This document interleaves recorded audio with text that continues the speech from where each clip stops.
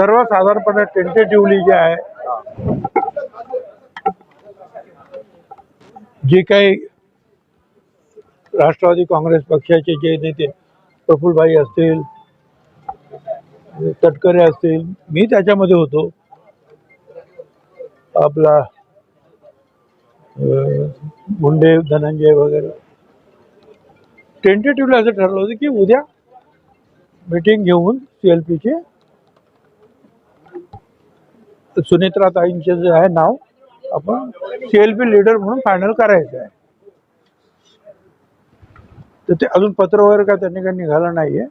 कशासाठी थांबलेत? कारण कदाचित जे आहेत दुखवटा वगैरे असतो, सूतक असतो, मग 3 दिवसानंतर ते बाहेर पडणार का 10 दिवसानंतर सम टेक्निकल काहीतरी प्रॉब्लेम आहे.